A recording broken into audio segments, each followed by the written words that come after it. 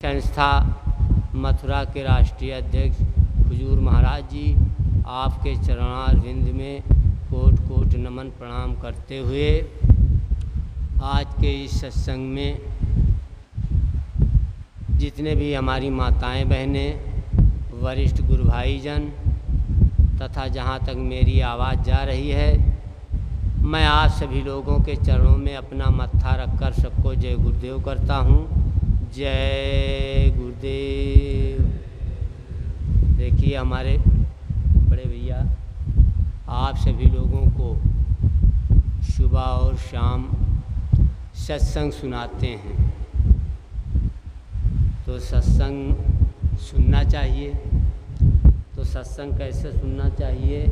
सत्संग सामने बैठकर सुनना चाहिए। अब लोग जो है दूर बैठ जाते हैं, ये उनके लिए धोखा है। देखिए सामने से बैठते कर्मों की सफाई होती है। ये बात बाबा जय गुरुदेव जी महाराज ने बताई थी। आप दूर से बैठोगे तो कान के द्वारा आपको लाभ तो मिलेगा, लेकिन बाबा जय गुरुदेव जी महाराज ने कहा कि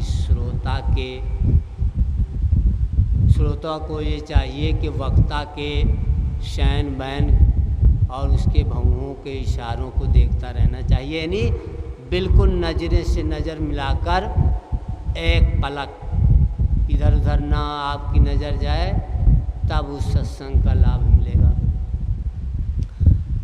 अगर कोई ये कहता है कि अरे सत्संग वो सुना रहे हैं और हम वहाँ से बैठकर सुन लेंगे, तो ये उसके लिए धोखा है। जितनी देर सुनो तो श्रद्धा के साथ, प्रेम के साथ और भाव के साथ और दीनता के साथ सुनो, और नहीं आपको सुनना है तो फिर दूर रहो। लेकिन जब आओ तो यहाँ दीन बनकर आओ कि आज हम सत्संग सुनने जा रहे हैं, हमें कुछ मालूम नहीं है, आज हम पहली बार सुनने जा रहे हैं। जब ये भाव रख तब तो आपको कुछ मिलेगा। अब जब कहो कि हमने तो बहुत सत्संग सुन लिया, तो ये धोखा होगा। तो हमारे भैया जो है ये बहुत मेहनत करते हैं, मैं इनको बहुत बहुत बधाई देता हूँ कि इन्होंने जब से यहाँ पर पग धारा है तो ये बड़ी मेहनत करते हैं। और हमको इस बात की भी खुशी है कि ये भाई आप सभी लोगों से कंधे से कंधा मिलाकर चल रहे हैं। व्यक्ति जब ज़मीनी स्तर का होता है तभी उसको सफलता मिलती है। जब इंसान ज़मीनी स्तर पर रहेगा तो उसको सबसे प्रेम मोहब्बत मिलेगा, और जब वो अपने को ऊंचा समझेगा, बड़ा समझेगा, तो वो दूसरे को रिझा नहीं पाएगा। देखिए कोई भी अधिकारी हो, पदाधिकारी हो, या छोटा ही व्यक्ति हो, देखिए अगर वो दूसरों का सम्मान करेगा तो उसको सम्मान मिलेगा। अगर उसने अपमान कर दिया तो अपमान जो होता है ये जीवन पर्यंत तक भूलता नहीं है इंसान को। अगर आप किसी को एक चाटा मार दें तो वो भूल जाएगा, कोई बात नहीं मार। लेकिन अगर इन्होंने किसी बात के द्वारा अपमान कर दिया या किसी इशारा के द्वारा अपमान कर दिया, तो वो फिर प्रेम में नहीं जुड़ता है, वो प्रेम से बाहर हो जाता है। तो किसी का अपमान नहीं करना चाहिए किसी भी तरह से, चाहे वो तन का अपमान हो, चाहे धन का अपमान हो, चाहे मन का अपमान हो, ये तीनों अपमान नहीं करना चाहिए। देखिए चारण का अपमान नंद वंश के राजा ने कर दिया था, तो देखो उस राज का सफाया हो गया। और दुर्योधन का अपमान द्रौपदी ने कर दिया था, तो देखो महाभारत हो गया।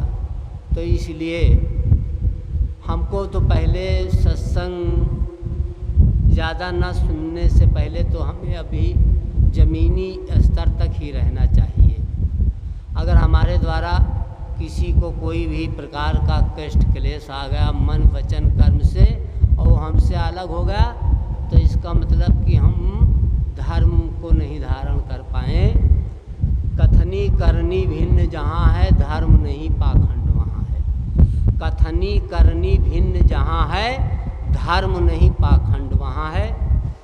तो मैं तो अपने सभी वरिष्ठ गुरु भाई जन से ये विनती प्रार्थना करता हूँ कि भाई सबसे बढ़िया बात तो यही होगी कि सबका मान सम्मान बचाए रखें। रहीमन देख बड़ेन को लघु न दीजे डार, और जहाँ काम आवे सुई कहाँ करे तलवार। रहीमन देख बड़ेन को लघु न दीजे डार, जहाँ काम आवे सुई कहाँ करे तलवार। तो इसलिए इस बात को भी ध्यान में रखना है। बाकी अब सत्संग हमारे भैया जो हैं ये तो भाई सुनाते रहेंगे। हमने ये बात इसलिए कही कि देखिए गुरु महाराज ने सबको प्रेम का पाठ पढ़ाया है, और जब हम प्रेम का पाठ यहाँ नहीं पढ़ पाएंगे तो वो प्रेम का मतलब है कि जो राम से परे है वही प्रेम कर सकता है। इस शब्द की उत्पत्ति जो है, प्रेम शब्द की उत्पत्ति वहीं से ली गई है कि जो राम से परे हो जाता है, यानी 3 लोक से परे हो जाता है, तभी उस प्रेम में दाखिल हो जाता है। जो 3 लोक की मंडी में विचरण करता रहता है तो वो तन मन धन में रमण करता रहता है। कहता है माया तजी तो क्या तजा, मान तजा न जाए, और मान सभी मुनवर गले, मान सबन को खाए।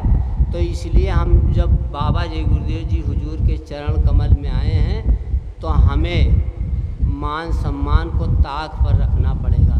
महात्माओं ने कहा कि आप दूसरे को सम्मान दें और स्वयं अमानी रहें। तो इसलिए इस बात को ध्यान में रखकर पूरे आश्रम वासियों को चलना चाहिए, ताकि यहाँ पर जो लोग आएँ तो एक नसीहत लेकर जाएं। अभी 2 भाई जय गुरुदेव में हैं, लेकिन दोनों में बनती नहीं है। वो उनकी बुराई करती हैं, वो उन पर छीटा कसी करते हैं। तो इसका मतलब कि वो बाबा जी की बात को नहीं समझ पाए, ना उनकी बात को मान पाए।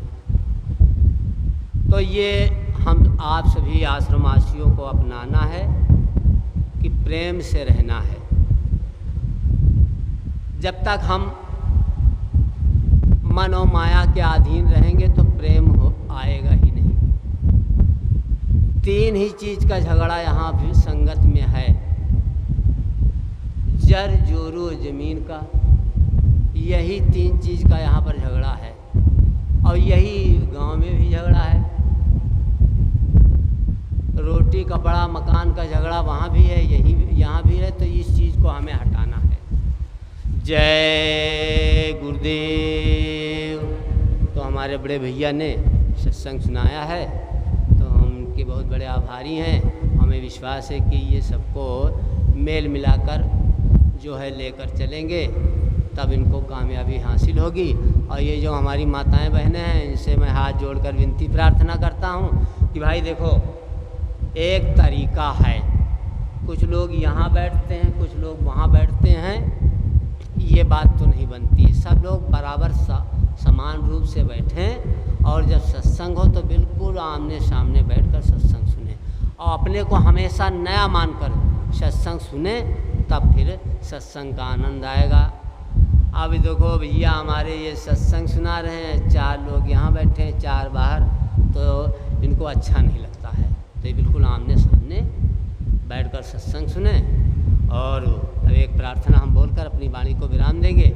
देखिए भोजन का भी समय है ना, कितना भी इंसान जो है खूब गुस्सा में हो, खूब गर्मी में हो, और ज़रा से आप एक काम करें, उसको प्रेम से चुचकार कर पुचकार कर अपने पास बैठाएं, और बढ़िया उसको ठंडा ठंडा जल पिलाएं, और बढ़िया उसको भोजन करा दें। जब वो संतुष्ट हो जाएगा तब उसकी वाणी में और मन में परिवर्तन आ जाएगा, है ना।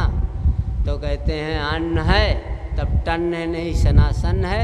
तो इसलिए जितने भी भंडारा चला रहे हैं हमारे वरिष्ठ गुरु भाईजन, मैं इनसे हाथ जोड़कर विनती प्रार्थना कर रहा हूँ कि भाई आप लोग ऐसी सेवा करें कि आपकी सेवा से लोग प्रसन्न होकर जाएं, है ना।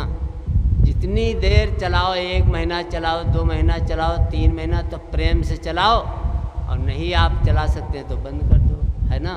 हीला हवाली से नहीं, प्रेम के साथ में। एक प्रार्थना के बाद मैं अपनी वाणी को विराम दूंगा। जय